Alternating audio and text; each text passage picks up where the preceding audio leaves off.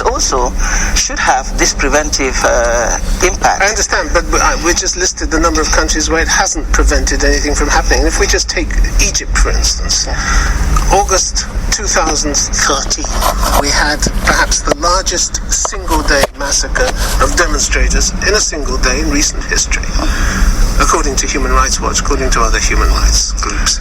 Your court, and I gather you gave a number of procedural reasons why your court couldn't get involved in this, but your court had nothing to say about this, nothing to say whatsoever about one of the most serious crimes to take place on your watch. Why is that? We have, Tim, to remember that the court operates based on jurisdiction. The jurisdiction that we have, and we have to follow strictly this legal mandate according to the Rome Statute. Then the statute is no longer fit for purpose, is it? If it can't prevent the largest single-day massacre in recent history, or have anything to say about it afterwards, or follow up with any investigation, then it's not fit for purpose, is it? I do believe it is still fit for purpose for those who have signed and ratified the Rome Statute and are members of the International Criminal Court. This is what we should remember, that the ICC cannot operate in situation where we do not have jurisdiction. What would have prevented you, Madam Prosecutor, of saying, for instance, we have reason to believe there has been killing on a massive scale, and we are watching this in case it falls within our jurisdiction later on, or the Security Council refers it to us. You could have said that. You could have said something to show that you're watching, you're aware, because you're the court of last resort in this world today. I do not think that it is my mandate or falls within my mandate, or it's my responsibility to make pronouncements in all and every situations where these atrocity crimes have been committed. This isn't all and every. This is one of the most serious. I believe it's very serious, and I know that I know it's very serious, and I do know that again, innocent people have suffered, victims. I am aware of that, and I would decry anytime that these kind of crimes have been committed. But as a prosecutor of the International Criminal Court, I have to know where I can speak out or where I cannot. Where I do not have jurisdiction, I do not think it is proper for me to make pronouncement regarding that. Small wonder then that people are losing faith in this court, and they are losing faith in this court, aren't they? You said that over Sudan and Darfur, you actually told the Security Council that countless victims have been demoralized, didn't you? You said, after all, who can blame them when attaining justice appears so remote? Not the least because of the absence of adequate follow-up and support from the Security Council. You went to the Security Council, you pointed a finger at them, and you said you're letting down the victims. But you're letting them down in all these other countries as well, aren't you? Where we have jurisdiction. In Sudan, we were giving jurisdiction, or we were in this situation. And you still the situation was referred, if you may allow me to just respond. The situation in Darfur, as you know, was referred to the ICC by the UN Security Council, and this gave us the mandate to be able to intervene in that situation and exercise that mandate. But you failed. But nonetheless, I do not believe that we have failed. I do not believe. What I have been emphasizing to the UN Security Council is that since they referred this situation to us, to the ICC, they also have a responsibility to support us in the investigations and prosecutions that we are undertaking in Darfur. And when I refer to the victims, I'm referring to the victims of the crimes that were committed in the Sudan. You say this isn't a failure, but you actually told the Security Council year after year, victims' hopes and aspirations for justice and a durable peace have been dashed. These are your words. This is true. This is true. I said them. And this is a failure on a grand scale, isn't it? I believe, Tim, we're taking this out of context. As I said, the situation in the Sudan, in Darfur, was referred to the ICC by the UN Security Council. I understand this, but you're part of the system that has failed. They have a responsibility, the UN Security Council, to support the ICC, to support the Office of the Prosecutor in the investigations of this case. And they are not doing that. I therefore will have to keep on reminding them that responsibility, that duty is theirs. What we are supposed to do. But my point is, you're part of this system. What we are supposed to do. I don't disagree with that. What we are supposed to do as an office of the prosecutor is to investigate these crimes. This is our responsibility. When the referral was made to us, we investigated these crimes under very difficult circumstances. As you know, the Sudan has not agreed to cooperate with the ICC, and we had to investigate without going to Sudan. I understand this. And that was our responsibility. But the result... Our responsibility is to investigate. But the result is, as you put it, the frustration and resignation of the victims in the face of inaction must weigh heavily on our collective conscience. And my question to you is, does it weigh on your conscience too? I think I've said that. I've been loud and clear in saying that. It does, because this is a system. The court cannot work alone. The court needs cooperation. The ICC needs support from its member states. This is how it was set up to work. So I say the system is no longer fit for purpose. You went before the Security Council, Madam Prosecutor. You accused them of empty promises. You accused them of inaction in the face of indiscriminate killings. And they didn't even blush. They simply thanked you for coming. That was the response that you got.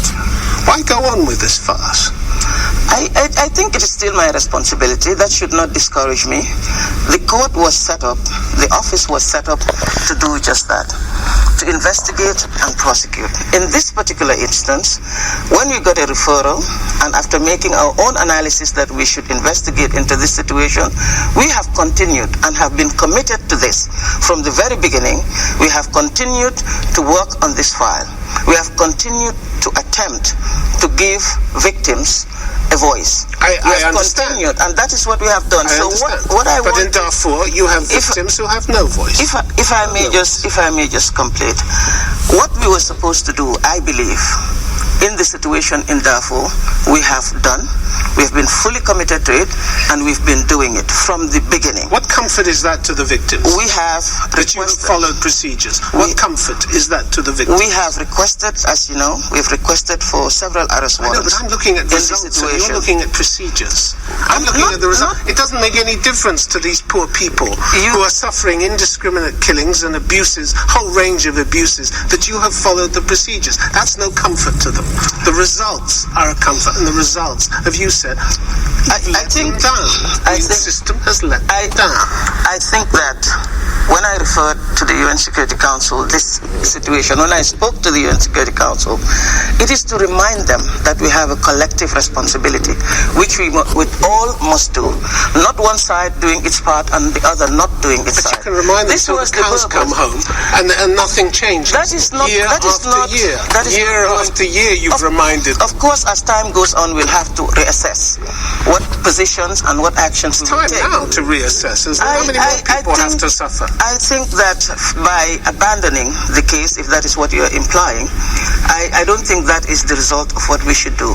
We should continue with the efforts to see how we can convince those who should support us, in this case the UN Security Council, to support the ICC, because I keep reminding that our responsibility, our part of the bargain in this case have been done. And I said it has been, and I think it has been fully done, and that is to investigate the cases and to come out with arrest warrants. The execution of those warrants is not the responsibility of the ICC. You must remember that. We were set up not to execute warrants. I understand that, but you're taking responsibility for just a tiny portion of this. That is our duty. I understand that. That is the obligation we have.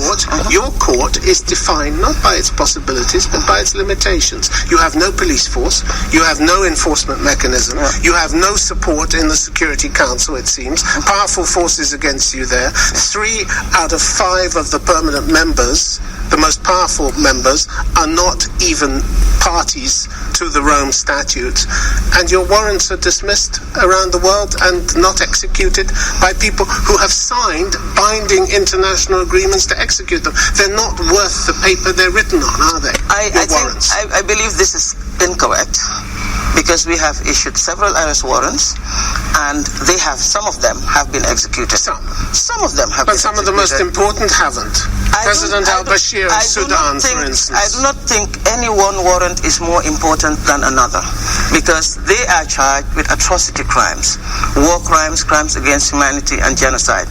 Their positions or their official capacity does not matter. Let's look at President al-Bashir. What matters is that those crimes have been committed. We've investigated. Just recently, serious crimes have been committed in Mali with respect to the destruction of property. And Niger and Mali work very closely to surrender that individual. You don't want to talk about President al-Bashir of Sudan because he travels freely around the world despite your warrant to have him arrested. The latest place he went was South Africa. You told the South Africans to arrest him. They refused to do so. This is a huge blow to your credibility, isn't it? Huge blow. This I disagree. This is not a blow to the credibility of the ICC. Again, they simply ignored your warrants. Again, I must say that this treaty, this court is about duties and responsibilities among states parties and by the court, and by states parties themselves. Again, our responsibility is to investigate the case, request for arrest warrants, and the judges have issued those warrants. And they need to take your authority seriously, which they didn't do, did they? They didn't take your authority seriously. South Africa has the responsibility, has the obligation under the statute, has the legal duty to arrest when there is a fugitive on its soil. Which they have that responsibility. And you were deeply disappointed. I am disappointed. I am deeply disappointed. And with the Security Council that took no action either. I am disappointed. And what we were supposed to do again, with respect to that, I believe the court has done. But what is positive in this, Tim, you have to remember, is that the South African judicial system itself took up the responsibility to oblige the authorities to arrest. You're like the surgeon who comes to a patient. The patient dies, and you're saying, "But it was a great operation. It was a great operation. We did a great job. But the patient died. You didn't get the result you wanted. I do not. This was a failure for the ICC. It is not a failure for the ICC because that responsibility. Your warrant was ignored. No, that responsibility is not ours. We did not ignore the warrant. It's South Africa that has an obligation. They don't take your warrant seriously. This is a big problem to your credibility. I think it is a simplistic way of looking at things. It is really not actually the fault of the ICC, because I tried to explain to you that the ICC was set up like that. We don't have these powers, and you have recognized it. We don't have the powers of arrest. You had in Africa 34 countries, I think, that signed up to the Rome Statute. Yes. And now you have Africans, time and again, African leaders saying, this court isn't for us. We had President Museveni of Uganda saying at the end of 2014, I supported the court at first, he said, but they've turned it into a vessel for oppressing Africa, so I'm done with that court. Kenyan Foreign Minister, they're treating us like toddlers. Africa feels marginalized. On your watch, you as an African, you're losing Africa. You're losing Africa's participation in this court. I don't think I am. That's a central blow to the credibility of this court. I do not think that the voices of a few leaders or a few people from Africa should be used to disregard the support that we still have in Africa. We do have support in Africa. As I told you, just recently, we were an individual was arrested by Africans and surrendered to the court. This is the situation in Mali. And before that, we have had other African countries arresting individuals and surrendering them to the court. The recent Article 70 cases in the Bemba situation, we have had about 4 people at least, arrested in different parts of Africa and in Europe, arrested and surrendered to the court. This is just last year. So if we just take those who are criticizing the court unjustifiably, I must say, because their criticism is not backed by the relevant facts and what is actually happening. Well, the own president of the ICC, she says it's a problem for your credibility that you just focused on Africa. Whether that was by design or just the way it happened, but it's a problem for your credibility. She says that. You're president of your ICC. I think it is